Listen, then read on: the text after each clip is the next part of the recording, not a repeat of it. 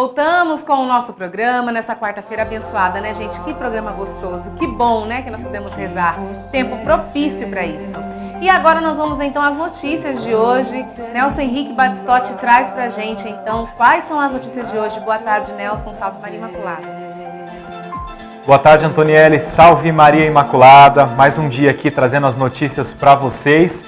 E vamos começar falando sobre política. O futuro ministro da Justiça, Sérgio Moro, anunciou no dia de ontem mais 2 nomes que farão parte da sua pasta.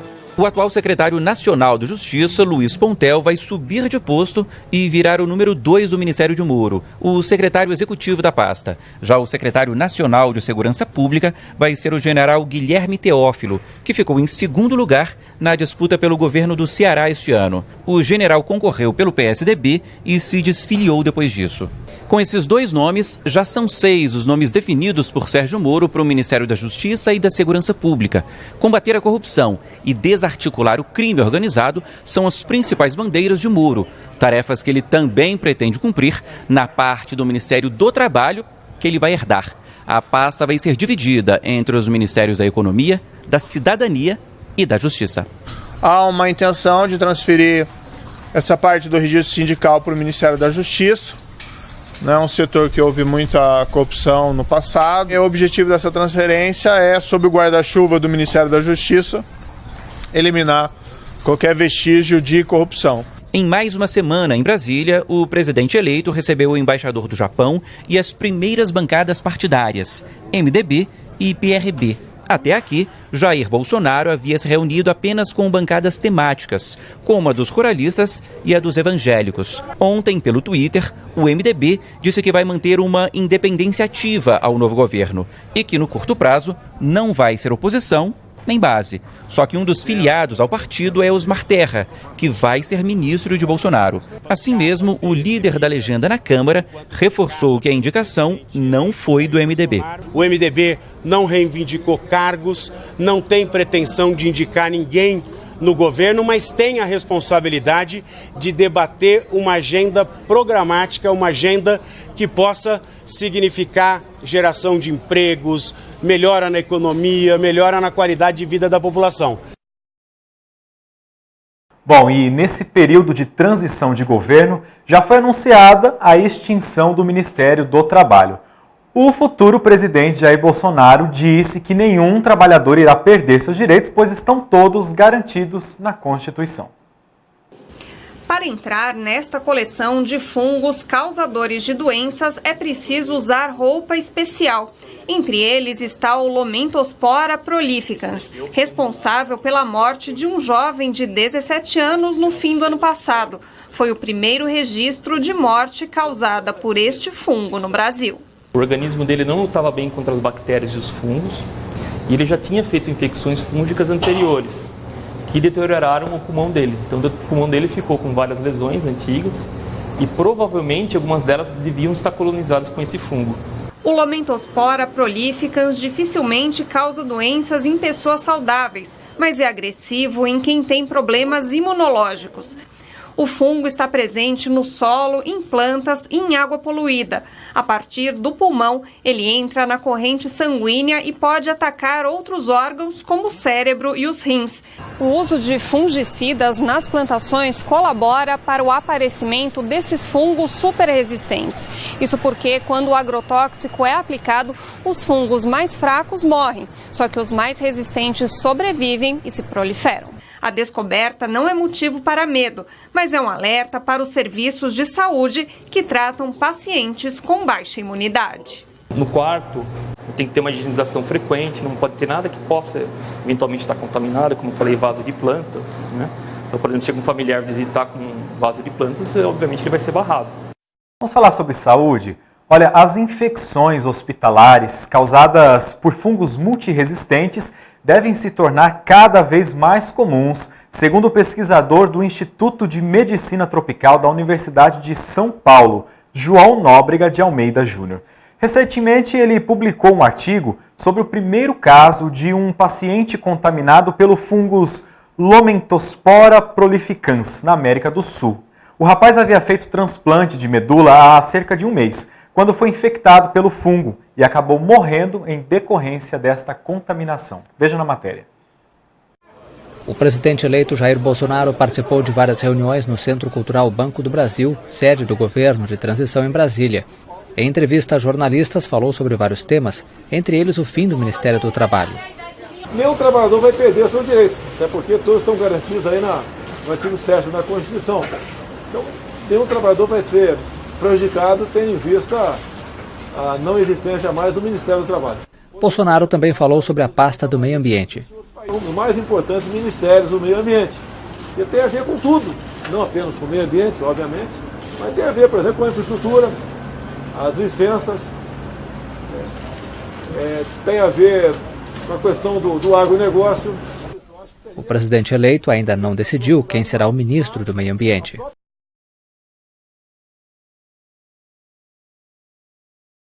Olha só, hoje pela manhã, muitos papéis espalhados em uma avenida aqui de Campo Grande chamaram a atenção. Veja essas imagens aí. Os papéis foram encontrados na Avenida Ernesto Geisel, ali no centro de Campo Grande, e já foi recolhido pela Polícia Federal. Já confirmou também que são cópias de documentos relacionados a inquéritos e processos. Em meio aos papéis está a cópia da investigação feita pela Polícia Federal durante a Operação Quijarro, em 2010, contra o tráfico de cocaína na fronteira de Mato Grosso do Sul com a Bolívia. Também pedidos de defesa à Justiça Federal, mandados de busca e apreensão em bocas de fumo, prisões em flagrante e até detalhes sobre uma investigação de assassinato. Tudo isso somam as folhas jogadas na rua. Em nota oficial, a Polícia Federal informou que, abre aspas, trata todos os seus documentos em conformidade com as normas federais de sigilo, arquivo e destruição, sobretudo os relativos a inquéritos policiais. Fecha aspas. Para a reportagem ao site Campo Grande News, o advogado Mário Sérgio Rosa explicou que os documentos saíram de seu escritório após limpeza em uma das salas que passará, por reforma. Ainda na nota, a Polícia Federal lembra que é inquérito policial, necessitando nos casos que tramitam em segredo de justiça da devida autorização judicial e que possivelmente tais cópias foram feitas nessas condições. A gente acompanha também todo esse processo e toda essa investigação. Mudando de assunto, um dos donos dos meios de comunicação de Nicarágua, que cobrem as manifestações no país, tem sofrido fortes ameaças de morte. Em sua defesa, jornalistas do canal se manifestaram na porta da sede da organização. Jornalistas nicaragüenses se manifestaram em frente ao canal de televisão 100% Notícias. O protesto denunciou ameaças de morte a Miguel Moura, proprietário da concessão e crítico do governo de Daniel Ortega.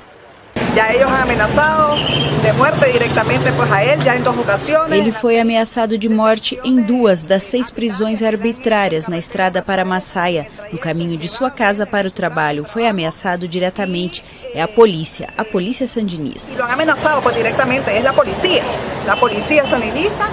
O canal de Moura é um dos meios que lideraram a cobertura dos protestos contra o governo. Em meio à repressão às manifestações, 325 pessoas morreram e centenas foram presas, de acordo com organizadores.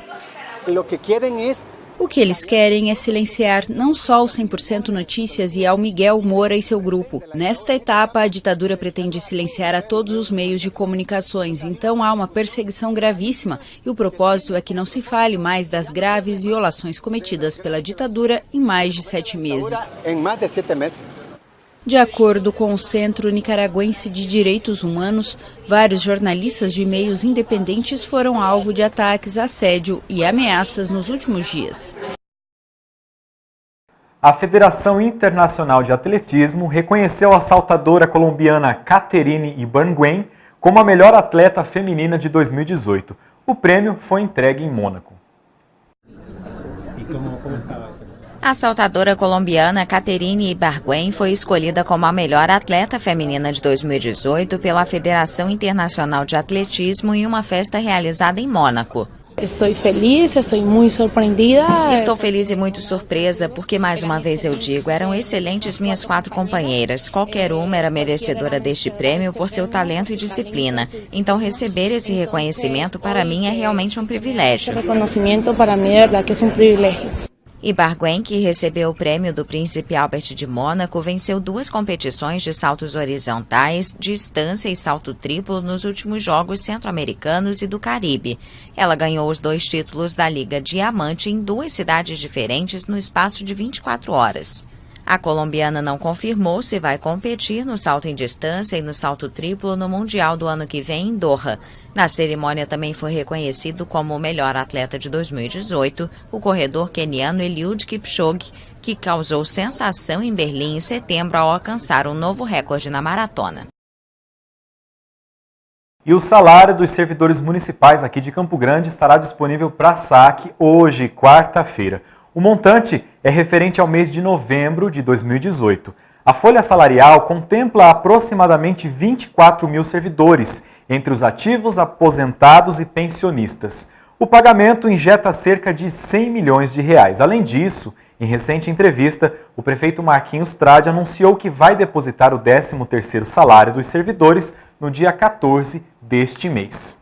Vamos falar sobre a igreja? Papa Francisco. Ele disse assim: Senhor, ensina-nos a rezar. Hoje, na audiência geral, Papa Francisco iniciou uma nova série de reflexões, agora a partir da oração do Pai Nosso. Confira na matéria. Il primo passo per pregare è essere umile. Andare dal Padre e dire: ma Padre, andare dalla Madonna, guardami, sono peccatore, sono debole, sono cattivo, ognuno sa cosa dirle, ma sempre si incomincia con l'umiltà e il Signore ascolta. La preghiera umile è ascoltata dal Signore. Perciò, iniziando questo ciclo di catechesi sulla preghiera di Gesù, la cosa più bella e più giusta che tutti quanti dobbiamo fare ed ripetere l'invocazione dei discepoli. Maestro, insegnaci a pregare. Sarà bello in questo tempo di Avvento ripeterlo. Signore, insegnami a pregare. Tutti possiamo andare un po' oltre e pregare meglio, ma chiederlo al Signore. Signore, insegnami a pregare. Facciamo questo in questo tempo di Avvento. Bom, e para você que quer aprender mais com o Papa Francisco, a TV Imaculada Conceição transmite na íntegra esta audiência geral hoje às 19h30. Antonielli, essas foram as informações de hoje. Volto amanhã, se Deus quiser. Uma boa tarde. Salve Maria Imaculada. Maria Imaculada, Nelson. Eu quero aproveitar, antes de terminarmos o programa, mandar um beijo grande para os nossos voluntários. Hoje é Dia Internacional do Voluntariado, dizer que vocês são extremamente importantes para nós. Obrigada pelo sim de vocês. Às vezes a gente tá desanimado, cansado, e a gente vê a doação de vocês com a nossa obra de evangelização, a gente se anima ainda mais. Olha, beijo grande para você e para sua família. Amanhã a gente vai ter artesanato, vamos aprender a fazer um bonequinho de pano. Nós vamos falar sobre a descriminalização do aborto com o Dr. Rafael Sampaio. E você, é claro, é o nosso convidado. 1h45 estarei aqui. Louvado seja nosso Senhor Jesus Cristo, para sempre seja louvado. Salve Maria Imaculada. Tchau, tchau. Quem já foi ou ainda é criança, que acredita ou tem esperança, que faz tudo para um mundo melhor.